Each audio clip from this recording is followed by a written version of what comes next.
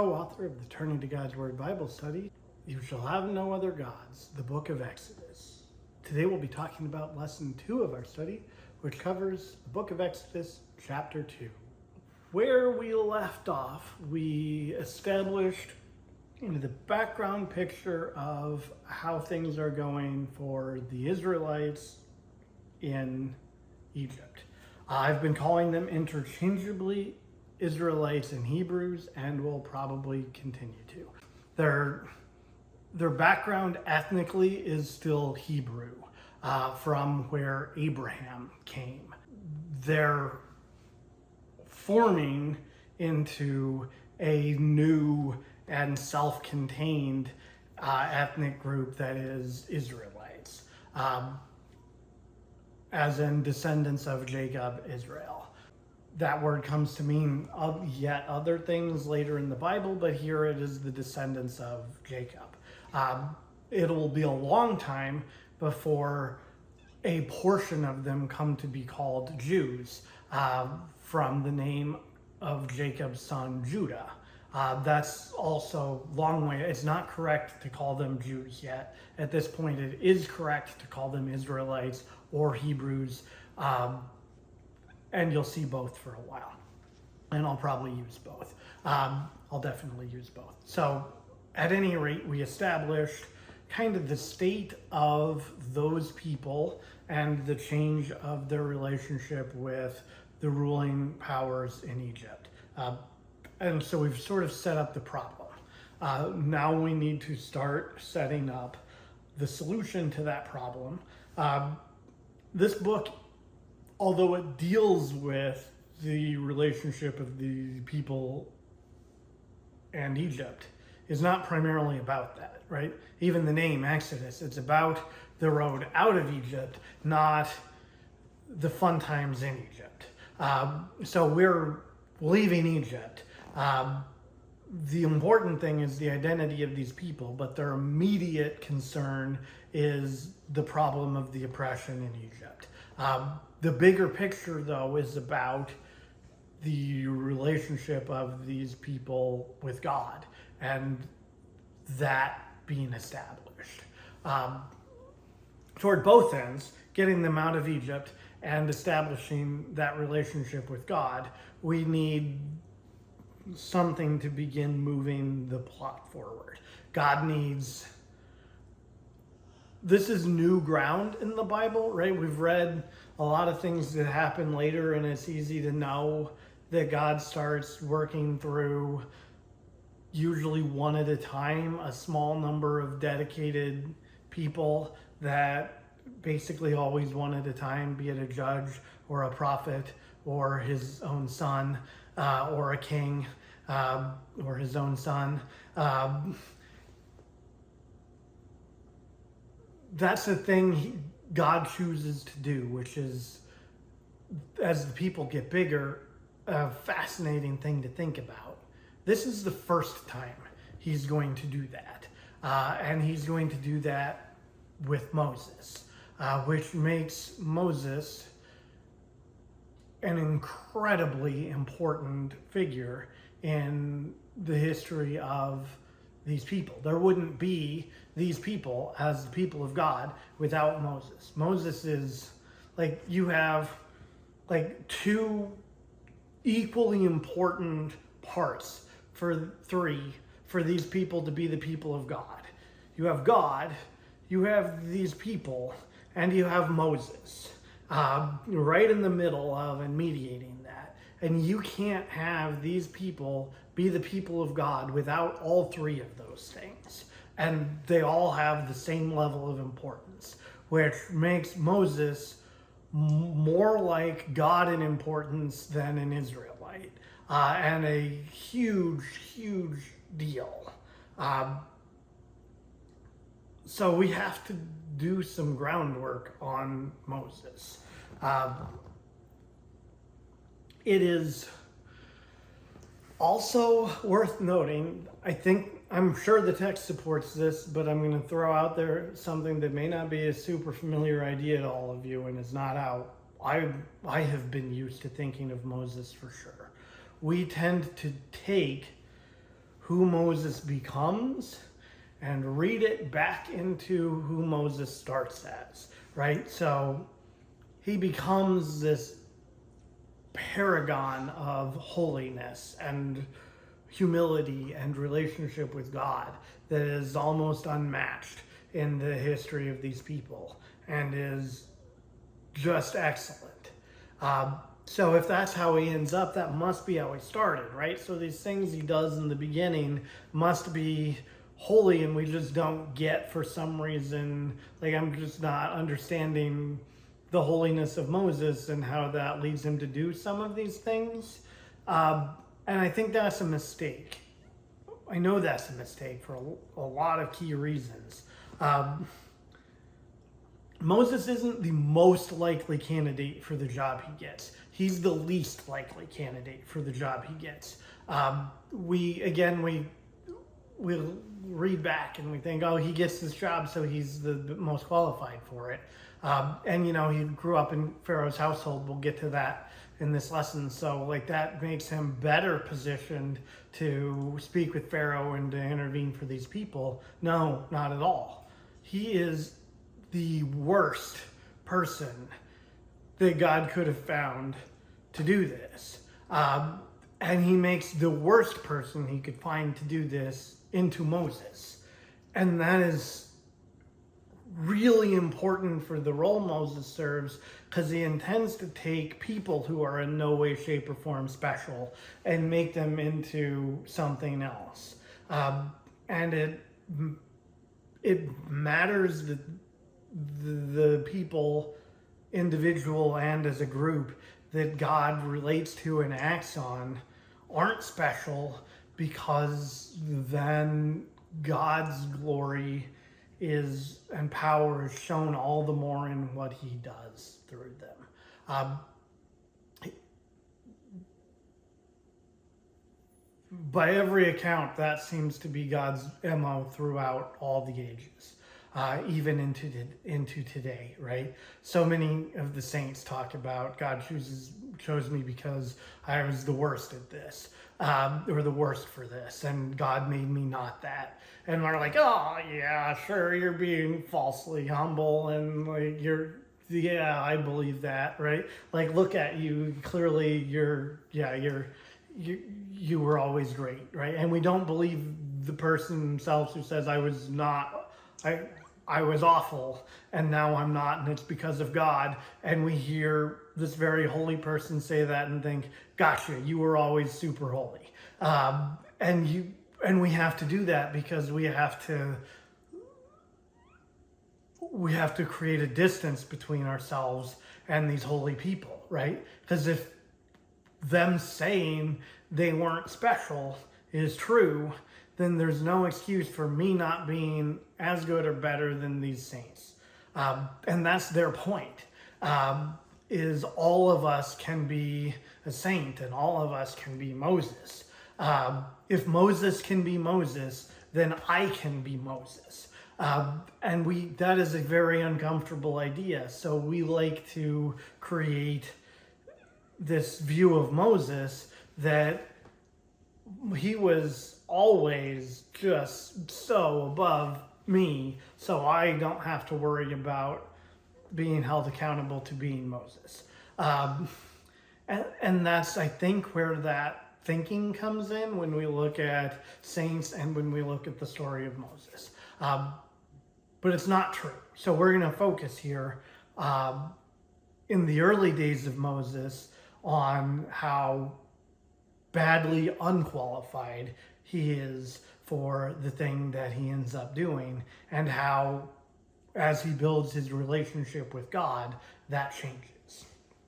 So this lesson will introduce the character of Moses, both the circumstances of his birth and upbringing, and then we see the first couple of things that he does as an adult that are accounted in the book of Exodus as well. A few interesting things are set up here. First of all, Moses is born of the house of Levi. it comes to be later that there is an obviously preferred house. It comes to be preferred as David becomes king. And from there, it's possible to trace back things that could have indicated that in advance. But it doesn't matter hugely until David. The first house, the first tribe that stands apart and above the others is not the tribe of Judah and the kings, it's the tribe of Levi and the priests. And that starts here and continues through this book. Moses is a Levite. That matters greatly.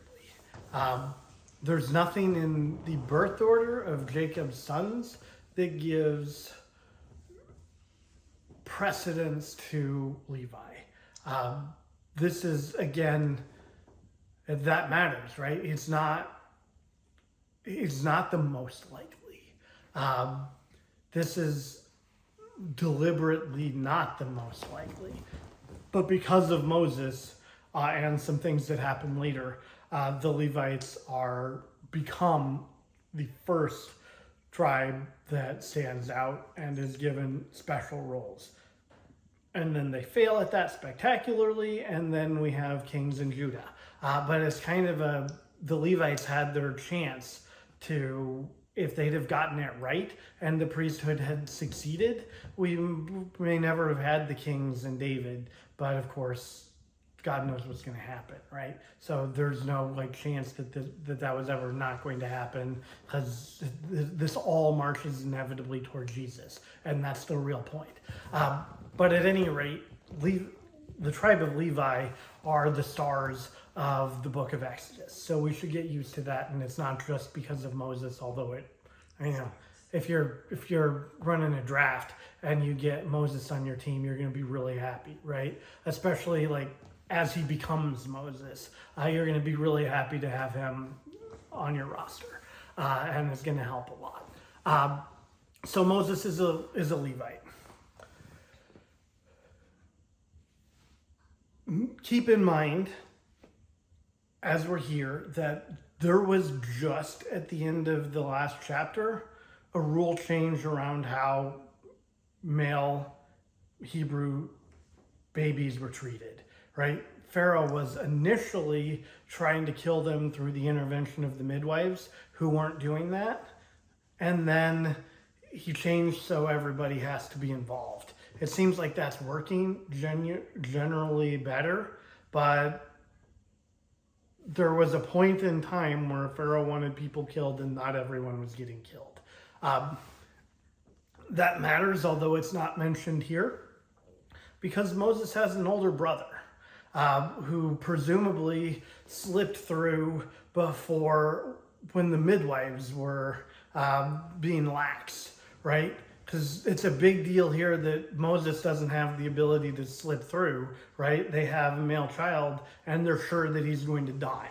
They're able to kind of hide that it happens for a while, but they are sure it is inevitable that this baby is going to be killed. And so as long as they think they can get away with hiding him, they do.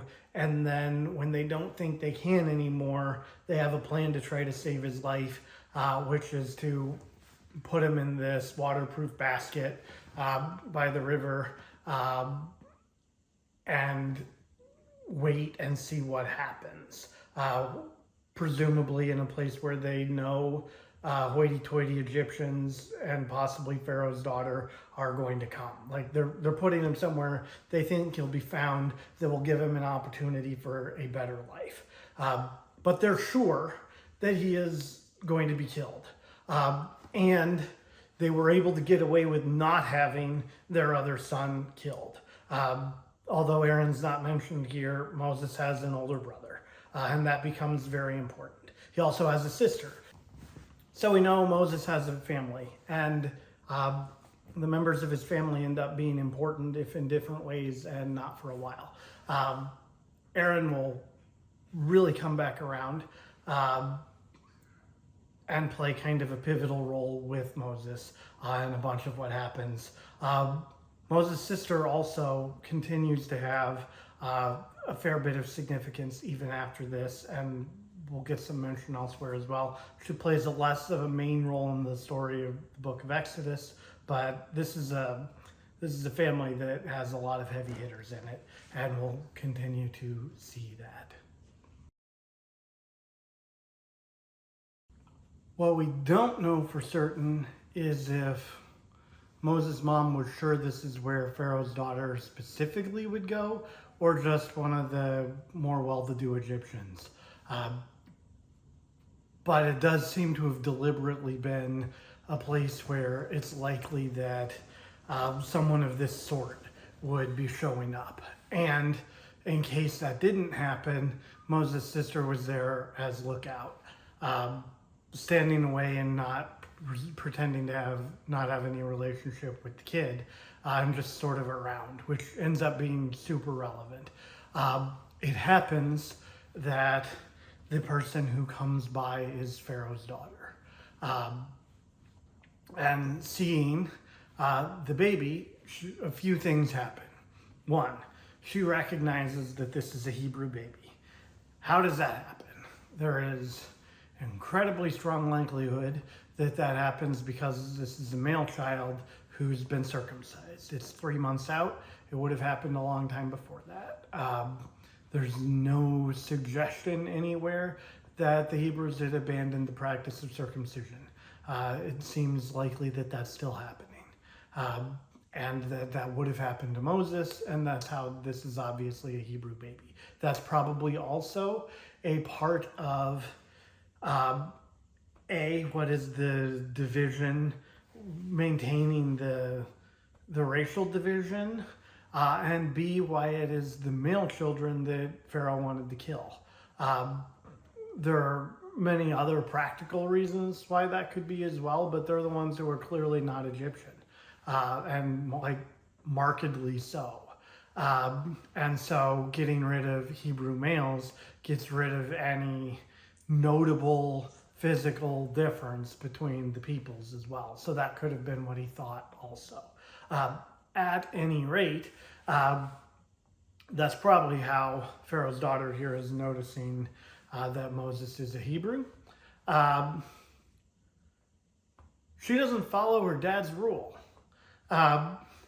Most people aren't going to be able to get away with not following the rule of the king, but because she's his daughter, she apparently can decide to take pity on this child, and instead of saying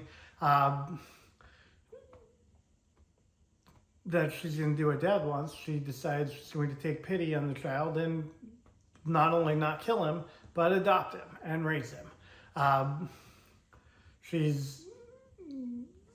That's just an interesting sequence of events.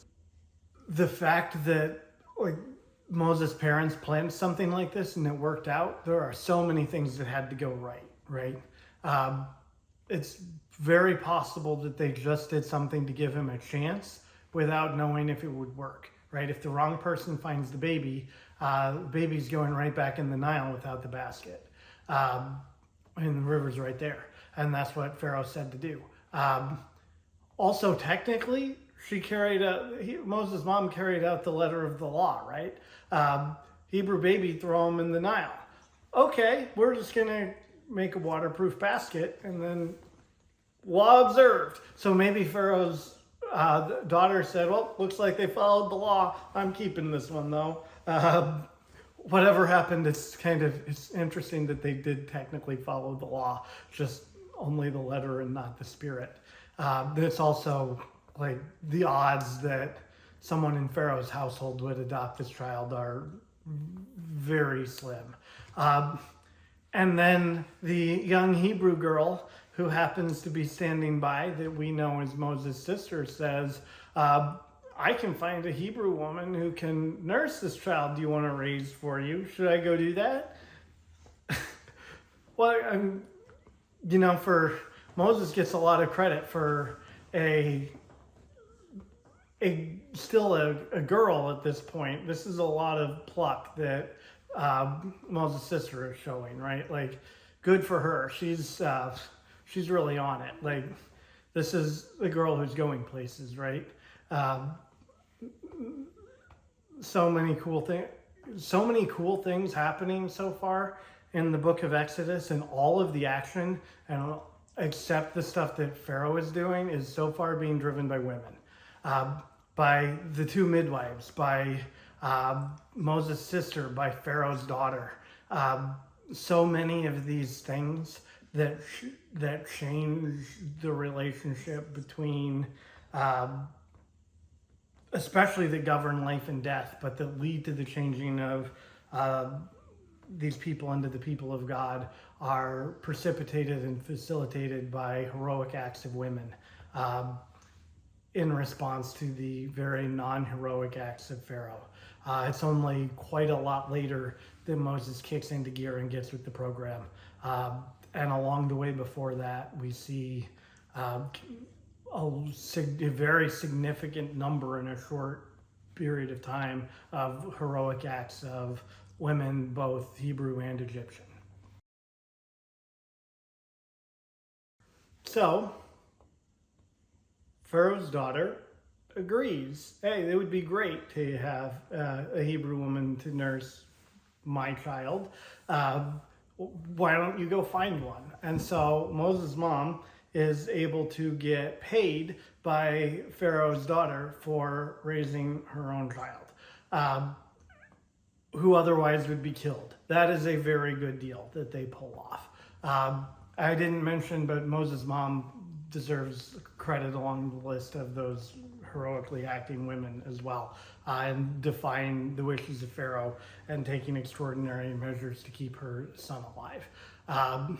So she nurses and raises him till he is of an age that he can be raised by Pharaoh's daughter and in Pharaoh's household, which is presumably not like as young as we would think it is now, right?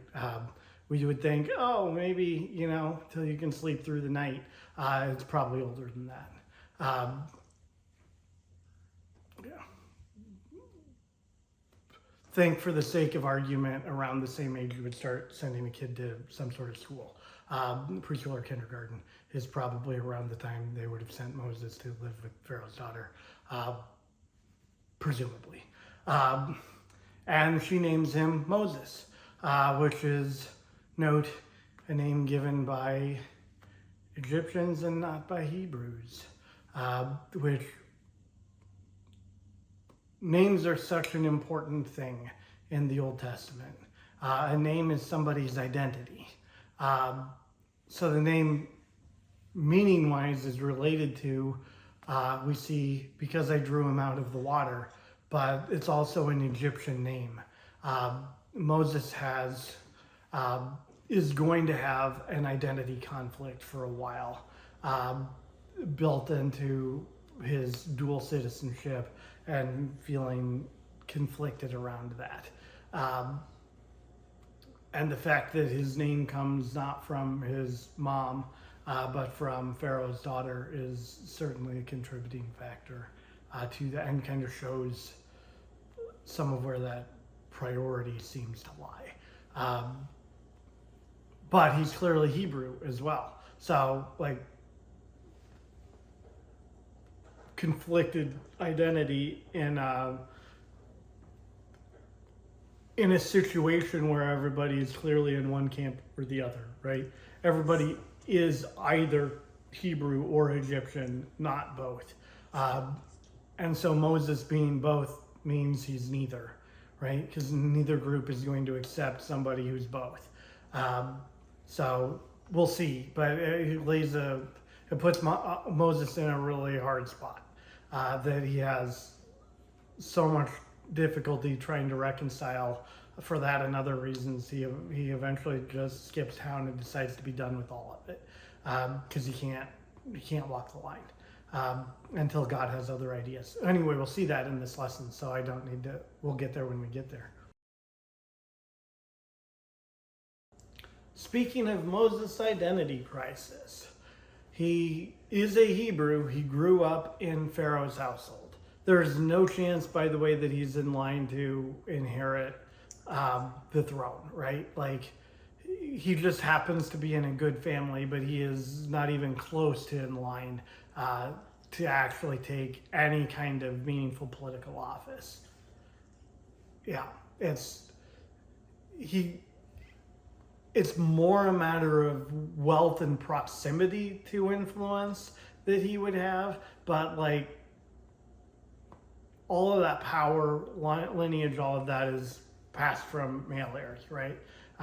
So Moses' daughter, or Pharaoh's daughter, not in line already, and Moses on top of that, adopted child from the people that Pharaoh is so obviously not fond of. Like, no chance that he's getting within miles of any kind of meaningful political power just because he grew up in the household, right? So Pharaoh's household is relevant, but just insofar as like he's an affluent Egyptian from a well-connected family, and he's upper class and with exposure to, he probably wasn't even around the dinner table with Pharaoh, right? Like, there are so many layers of distance in like a royal household like that. He's around. Pharaoh arguably could hardly know him, and it wouldn't be that surprising. Probably a little better than that, but those sorts of royal families have so many layers and so much intrigue and all of that. Like, don't think of Moses as royal. Think of him as rich and somewhat connected from a good family and a good background. That's probably a better view of that. But at any rate, that is his Egyptian side, right? And certainly educated and sheltered in his upbringing. And one day he finds himself out among the people.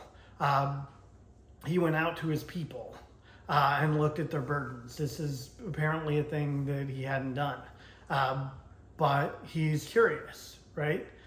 He knows that he is a Hebrew, and he's been raised as an Egyptian, and being in the palace, he has to at least have some idea of what the Egyptians are doing to the Hebrews. But it seems like he hasn't seen it. And he goes out and he sees it. And this is where Moses' internal identity conflict is manifested externally. He sees an Egyptian beating a Hebrew.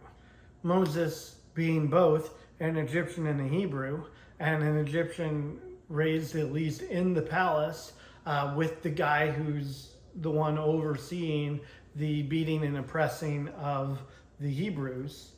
He didn't seem to have a huge problem with it there, but when he sees it here in this context, he's not thinking, man, we're sure doing a good job oppressing those Hebrews, and we're going to integrate them in no time, like I've been integrated, and won't it? He could have been the model the other way, right?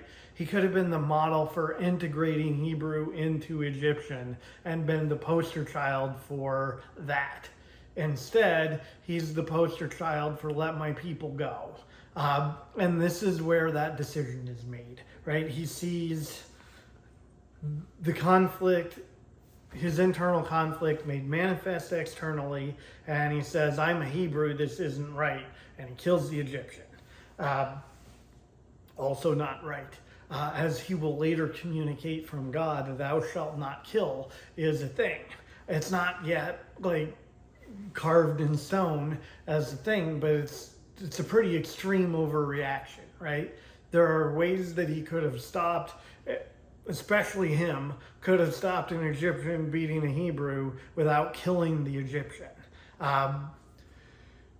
This doesn't excuse what Moses did, but clearly he has pent up depth of feeling that just kind of comes out, right? He has this pent up conflict, right? So his external action in this manifestation of his internal conflict, he definitely does more than is merited or justified based on the external actions. And it's certainly some kind of response to what he's experiencing internally, right? If he's thinking, Hebrew, I'm Hebrew, how can you treat my people like this? How can I have been raised Egyptian and been complacent against all of what you stupid Egyptians are doing to my people? And right, and you could see how he could get very carried away, and his own feelings of guilt and shame could be manifested in how he's treating this Egyptian guy, who certainly is involved in oppression and genocide and is not innocent. So we don't feel too bad for the Egyptian. But what does this say about Moses, right? This is not a model citizen, right? This is the guy who comes across an everyday occurrence, loses his stuff, and kills a guy. And this is our model holy man. Like, Moses later not gonna do this, right? Like, no way. This is not good guy behavior. There's all of the mitigating circumstances included. This is just straight up not good guy behavior, even at this time in the Bible. This is a bad thing that Moses does. And that's the first adult thing that we see him do. We can understand why. That's true of us as people as well, right? You can understand the mitigating circumstances that might lead someone to sin. It doesn't make it okay that they sinned, right? It's still a bad thing. And as we'll see, it still has consequences. Even if it's understandable how someone could get to the place they're at, could sin the sin they sin, it still brings consequences with it, which we'll get to. But at any rate, Moses kills an Egyptian and then hides him, and it doesn't even say bury, hides him in the sand. Oh, there's a pile of sand over there. We'll just...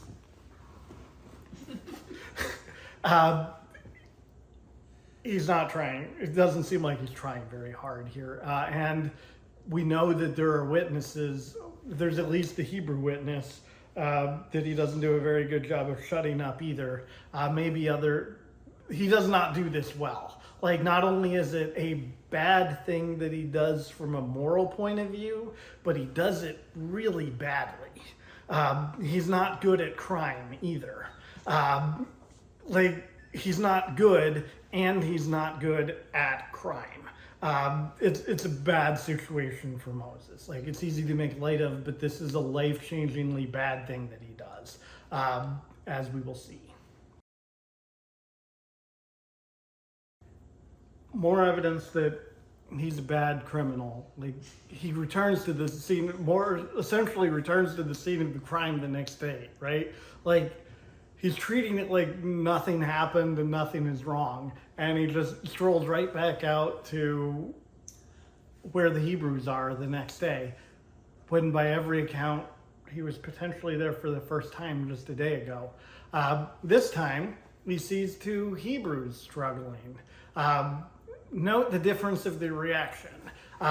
He doesn't go killing one of them because they're in a physical altercation. He just says, hey, you all shouldn't, you're fellows. Like, it doesn't matter, like, what the guy might have done to provoke you or whether he deserved it, or any of extenuating circumstances don't matter. You're both Hebrews, so you shouldn't be fighting. He clearly has picked his idea of the important identity, right? Like, there's a thing about being Hebrew that in his mind makes these people better than being Egyptian. So Moses was ultimately raised in two households, right? And being of the oppressed group in Pharaoh's household, he probably had a very different experience than being raised by his own mother in a Hebrew household. And he does have both of those backgrounds. even if he has not been that exposed to the Hebrew side of things for quite some time, it clearly made an impact on him. And some kind of precipitating events have led him to want to explore and to reconnect with that. It's interesting because he has this impulse that leads him to becoming Moses, and he doesn't know what to do with it or how to deal with it, and it leads to bad manifestations instead of good ones, right? Like, we can be well intentioned, and we can do bad things, and actually a lot of interesting ideas in psychology come out in Exodus, right? Like, we'll get to the manifestations of Pharaoh's narcissism and how those affect a lot of things for sure. But here, like, Moses has so many issues that he's trying to work through, and badly, around his own identity, until he finds a new identity. And in fact, God gives himself a name that is identity itself.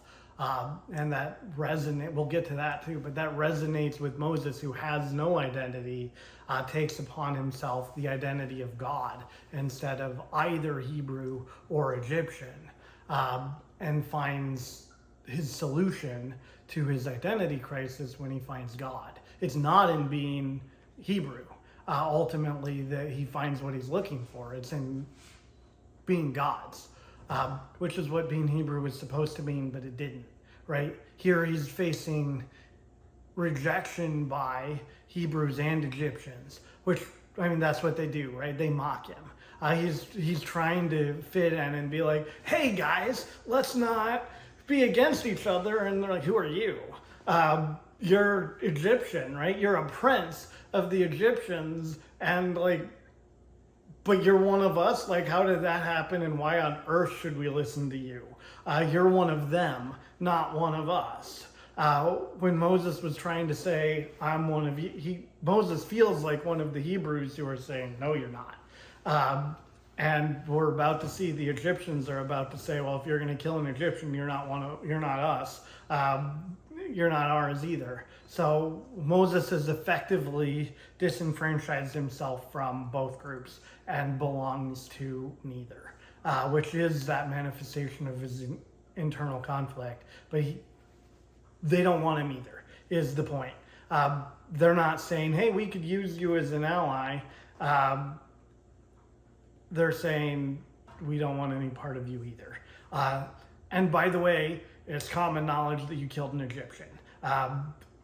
Two random dudes on the street know that you personally killed an Egyptian. That's how good of a job you did with that. So watch out. Here Moses starts getting to be a little less bad at crime. He connects, if these guys he had no problem. I killed a guy, I went home, nothing happened, I went back out, all good. Then a couple random guys on the street say, aren't you that guy who killed that Egyptian? And he connects, wait, people know about that? This is bad news for me. Moses isn't dumb, he's just naive, right? He grew up in a sheltered environment, and he sort of thinks consequences don't apply to him. He's a typical rich kid. But when he figures out, typical spoiled rich kid, needs the qualification. There are people who grow up in wealth who do very well with it and are, the stereotype though, Moses fits into very well, thinking he can get away with whatever he wants and consequences don't apply.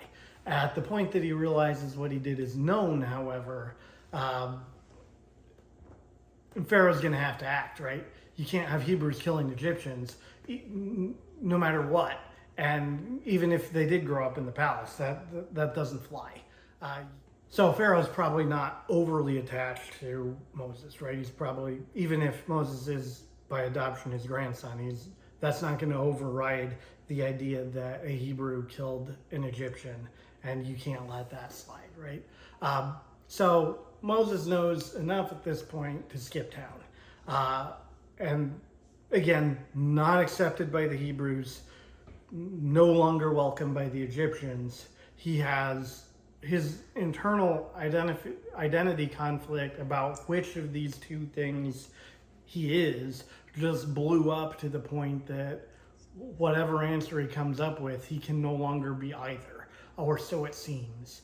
And that is a big deal, obviously, for poor Moses, who admittedly made one really bad decision, but he made one bad decision and just blew his whole life up. So what does he do? He runs away to Midian, and when he gets clear, he's just sitting down by a well, like presumably kind of defeated, right? Like in reflecting on, man, I just ruined my whole life. That is,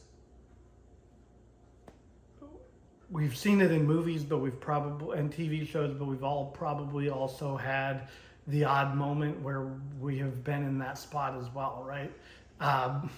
Hopefully not a lot of us have had a lot of those moments, but they do happen, right? Where you just did a profoundly stupid thing and the consequences caught up, and you're like, oh, that's it. There's no coming back from that. Well, like, I'm done. What is there for me now? Right? Like, it is a dark place to be. Moses, who is already in a dark place, has made his situation so much worse. And this is Moses without God, right? Like, he's not on an upward trajectory, right? This isn't Abraham leaving his homeland at the direction of God and getting super rich along the way and having everything he does work out, except he can't have a kid, but then he does. But then, like, Abraham's conflict is like a continual upward trajectory, right? Like, he meets God, and everything in his life gets better. Moses hasn't met God yet. This is everything just spiraling out of control. Who'd have thought anything more of this Moses guy at this point, right? Like, you're writing him off at this point. Everybody is writing him off at this point. At least in Egypt, what's he gonna do? Which is why it's so interesting that this is the guy that God chooses. But this would be what, in some circles, we would call Moses' rock bottom, right here, sitting by the side of the well, right? Like, his life as he knew it is over. He has no idea what's coming. He knows that it's over by the result of his own stupid actions.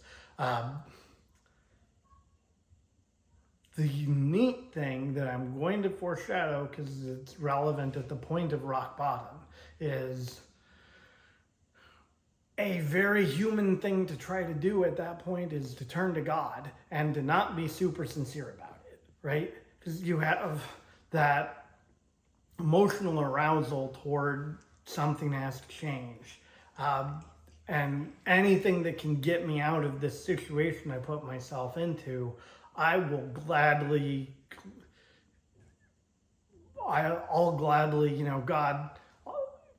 God, I'll give you $5 tomorrow for $1 now, sort of thinking, right? It's bad deal making. It's irrational behavior, right?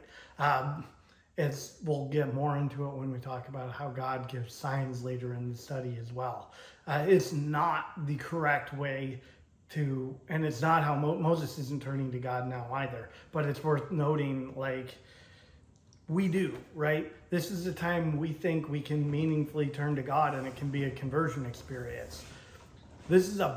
Rock bottom is a bad time for a conversion experience, because as much as we mean in the moment those deals and commitments we're willing to make, we lack the follow through, and it's inspired by the crisis situation So when the crisis situation passes, so does the emotional arousal leading us to seek out God, and we go back to normal. This is not a productive foundation on which to build a relationship with God. And Moses doesn't at this point. Other things have to happen first. He has to correct and stabilize his life as it is before God shows up. God doesn't show up at the well and in a burning bush or anything else and say, hey, Moses, I can fix this wreck of your life. All you have to do is serve me. We think badly that that's when that should happen. If you're not in a stable place, you're not in a good place to have anything to offer to God or anyone else. God will be there for you, but you can't be in a relationship with God any more than you can be in a relationship with anyone else when you're in that much of a crisis, right? Like, you need to fix you can talk to God about it, but you shouldn't be relying on God to fix your life at that point. You have to let the consequences of your actions play out and get back to some manner of stability. And then if you want to seek God out, great, you should do that. And I mean, you can while you're in the depths as well, and should, but you shouldn't be trying to make like life-changing deals with God at that point in time, because you're not in the position to follow through on them most of the time, just based on human nature. Like, some people are the exception and those things work really well, but in general, we should be coming to God not when everything is awful, but when it's stable, because it's going to be a lot more lasting of a foundation to build any meaningful relationship with God. At any rate, Moses is at kind of his rock bottom. Let's see what happens. This is a good turning point for Moses. So he's sitting at the well feeling sorry for himself. And 7 daughters of Midian come up to water their flocks, and they're being harassed by shepherds who don't want them doing so. Conflict at or around places where there was water, especially among like different cultures of people, not at all uncommon, right? And the shepherds would have been clearly were in a position where they could get away with doing that, because as 7 women, relatively defenseless compared to whoever these shepherds are, or at least the daughters of Midian the priests of Midian decide it's not worth trying to, they just leave, or are going to just leave. Moses, seeing that, says, I've had some experience with fighting recently. I can take them. No, he helps, right? And he waters their flock, right? He doesn't just chase off the guys. He does that and then waters the flock, right? At his rock bottom, Moses is like, well, I can be useful to these people. I guess that's something. I'll do what I can. Instead of, just wallowing here and like laughing at this situation as it unfolds, or just feeling bad about it or whatever. I can do something for. And what else am I doing? And this isn't right? He has this internal sense of, it misfired a little bit, but he has this internal sense of justice that's informing all of these things, right? It's not right for the Egyptian to be oppressing and beating the Hebrew. It's not right that these Hebrews were fighting, even if they didn't receive his criticism very well. He wasn't wrong. He just was a little hypocritical in bringing it up, but he was not wrong that they shouldn't have been fighting. And here, another situation, Moses doesn't sit down and say, I'm through with trying to protest unjust, wrong things in the world. It's not worth it. Third time's a charm, right? He sees something unjust again and he says, I'm still intervening, right? Like, my earlier bad attempts cost me a lot. I'm still going to intervene and try to, see justice done. And then he waters their flock to boot. Interesting. This is the first glimmer of light for Moses, right? Like, this is a good thing that he does. He's gotten out of a bunch of the BS of the situation in Egypt where he was, and he can maybe, without all of those pressures of all of those identities weighing on him, he can do better, right? Like, if he doesn't have to worry about being Egyptian or Hebrew or both or neither or any of that, and he can just be Moses, maybe some of that inner drive can actually shine through and do something productive. But it's a beginning, at least, and he does a good thing for the same reasons that he got himself into trouble before.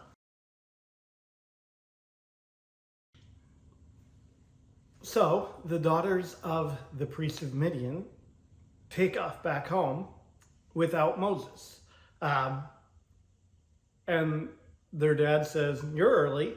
And they say, "Some Egyptian guy helped us. He drove off the competition, and he even watered our flocks himself." And their dad says, "If he did all that, where is he then? Because he should be here then. Go get him." Some interesting things here, most notably that in the wake of Moses' identity crisis, here he is identified as an Egyptian, which is, at this point, of all the things he could be, that is the one he can't be at this point. But it's a fair identification. I'm sure he's dressed like one, and probably talks like one. So fair point from them, and that could be why he didn't get invited back. They might not be particularly interested in the idea that he is an Egyptian, or a man for that matter, when there's still 7 girls. And weird things happen when men and women meet at wells. In this culture, they might have looked at him and thought, "We're not interested. Pass. We're not trying to get married to you, so we're going to leave you here." Because weird things happened when men and women met at wells. But at any rate, hospitality was also a huge deal for all of these people, right? So Dad rightly is pointing out, if he did that for you, we should feed him we should do something. So just a crazy sequence of events, but let's get Moses here and, find out more. So Moses does come to dinner, and the meeting at the well does turn into a precursor to an engagement. And I guess that Zipporah decided he wasn't so bad once she got to know him. And Moses decided, sure, these people are, welcoming and accepting of me as opposed to all those other people. This is a fine life. I can do this. And he gets married and he has a son. And the name of his son means, "I have been a sojourner in a foreign land." That could work 2 ways. Which one does he see as the foreign land? Have been a sojourner sure seems to suggest that he's decided that Egypt was the foreign land and that Midian is home, and that he's past wandering in a land. God is so good with irony, right? Like Moses, this means from Moses' point of view, I am done with my wandering and sojourning outside of my home, and I'm good now. Which, Yeah. We'll see, Moses. We'll see. But and it's great development for Moses, right? Like he has a place he can feel at home, and by every account, he's here for some time. And he builds a home and a life for himself, and things are going quite nicely. And the troubles of the past are in the past. So good for Moses for, working out some of his issues and finding a place he can carve out some happiness. God has a different plan. More time passes. Many days. We don't know how many. The king of Egypt dies. So old Pharaoh gone, new Pharaoh in. Presumably of the same family and someone Moses would have known. We never get the scene where they meet and it's like, oh, Steve, how you been? Oh, Moses, I'm good, whatever. Like, we don't know which Pharaoh, so I just inserted a random other name. But we never get like recognition when they meet, right? So we don't know. That might not have been relevant. Or it might not have been someone that Moses had any, we don't know. They could be total strangers, they might not be. It ends up not mattering. But new Pharaoh seems to be embracing the policies of the old Pharaoh, of oppression of the Israelites, and even turning it up a notch. And now God hears the cry of the people of Israel, which of course omniscient, omnipresent God didn't hear before now, right? And he remembers the covenant that he, of course, had forgotten until, oh yeah, I was supposed to be, I'm not trying to make, this is an important trope I'm not trying to make light of, but I sort of am a little bit. But it is a serious concept. The way it manifests and is talked about is not serious, right? But they didn't know as much about God as we do. Some things to keep in mind. Back then, they didn't know that God was omniscient, all-knowing, and everywhere at once, omnipresent. We know those things, so this seems silly. They did not know those things. What they were trying to address, however, is the thing that I still whine about all the time. God, why aren't you immediately fixing these things? And I prayed to you like 2 days ago about this, God. Why is it still a problem, right? Like, why have you not solved every difficulty in my life? I've been complaining about it, and it's still hard. Like, do you even love me if like you're not immediately fixing all my problems? And again, a little glibly framed maybe, but the issue is very real and is a thing that we tend to do. This anthropomorphizing of God is a means of trying to come to terms with why that is, right? Like, God was somewhere else paying attention to something else, and then, someone finally got his, like a human king, someone finally got his attention and he said, oh yeah, we should get on that. Or, he wasn't thinking about, oh yeah, Abraham, that guy. Yeah, I do remember. I promised him, what was it again? Oh yeah, an eternal inheritance and a land and people that he could call his own, and they'd be a blessing to many. I remember now. How are they doing these days?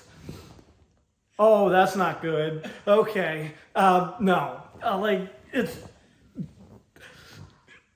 not that. Memory becomes really important when it goes the other way, right? People remembering things that God did, and we'll get to that when we get to that. The other way, we are always in God's mind, right? Like, his thoughts allow us to exist, right? Like, if we fell out of the mind of God, we would not be. So God doesn't ever not think about or remember us or his covenant, and he's never not aware of our suffering. Um, he doesn't always immediately intervene, and that is up to the mind of God. But we can use this situation in the book of Exodus as a means of making some sense of that, right? Anthropomorphizing of God aside, like, things had to be lined up for what God wanted to do, right? There were a lot of moving parts that had to be in place for what he wanted to do. And while everything got aligned, there wasn't anything else he tried to do in the interim would spoil the thing that he was trying to do, which was very important for all of humanity, the past, present, and future. It needed to happen. So it's not like he was neglecting his people. He was doing a wonderful thing for them that involved them having for a little while to be in a bad spot. But even the author of the book of Exodus didn't have the context for really what all of that means and how it works, right? Or the same knowledge about God that we have in the light of Christ. So there were still things that they tried to come to terms with about how God is that we have a lot more insight into than the author did. So you get phrases and views of God like this that are, looking back on it, kind of funny with what we now know about God. They're not great mischaracterizations. It's the overall idea is right. God hasn't been intervening, and he hasn't been carrying out, or it hasn't seemed like he's been carrying out his part of the covenant. What it misses is God's intention in that. Who can know the mind of God? But it misses why and what God is doing. If we apply that back, then no, God didn't forget, right? He's fulfilling his covenant in a better way than they would have had him fill it if he'd have done what they wanted right there. And that's also how that works in our lives sometimes, right? Like, if we never had any hardship or any suffering, we also would, most of us, not be terribly good people. Those things are important and lead to better things after the fact. And if God allowed us to bypass the suffering, we might lose the benefit that comes in eventually. I know a lot of the less pleasant things that I've gone through in my life are things that I'm in looking back. Let's not say I'm glad they happened, but sort of like it's worth it, right? We can bring really good out of some of the bad things that come about.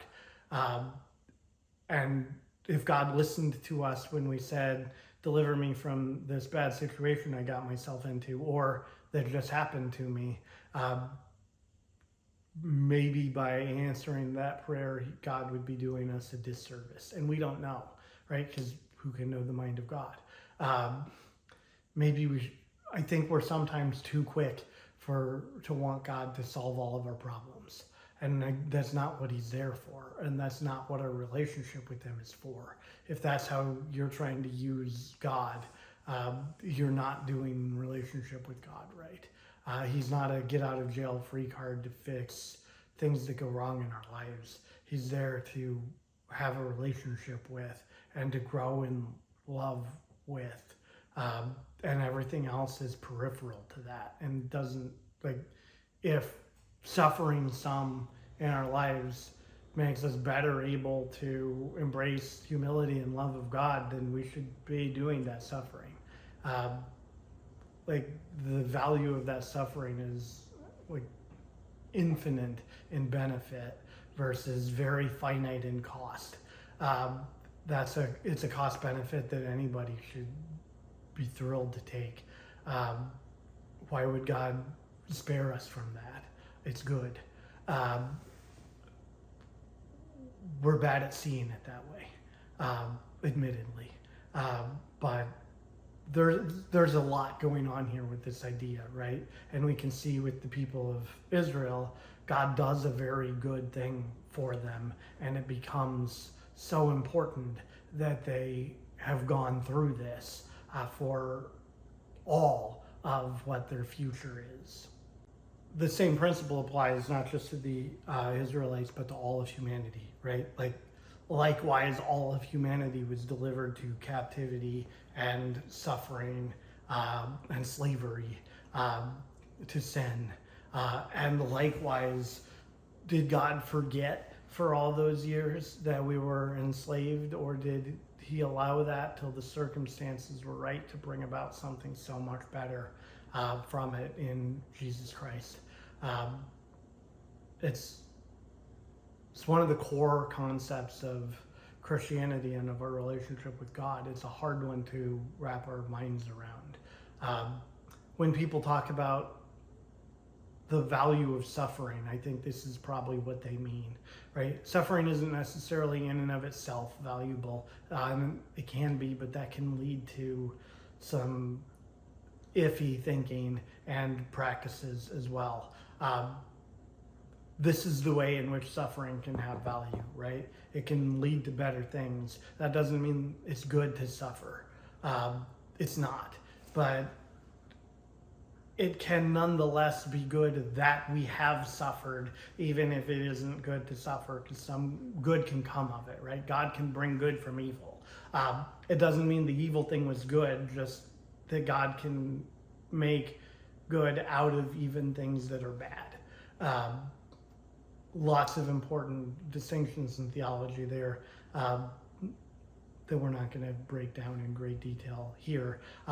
For now, the important thing is, for a time, God deliberately was not righting the situation of his people in order that when he did, the thing that he did could be so much more than they fathomed. And even as he's doing it, they continue to not fathom it and to not want the great thing he's doing and to try to, God, we'd be happy with just this. Right? We do that too, right? God, yeah, okay, you're trying to, I'd settle for, the easier thing that's less good. And no, I want to give you a great thing. Well, no, God, I want, anyway. Lots here worth reflecting on and thinking about. There's so much psychology in the book of Exodus, right? That's interesting to address and to think through, and we will continue to as we move through this study. This has been an overview of Lesson 2 of the Turning to God's Word Bible Study. You shall have no other gods, the book of Exodus.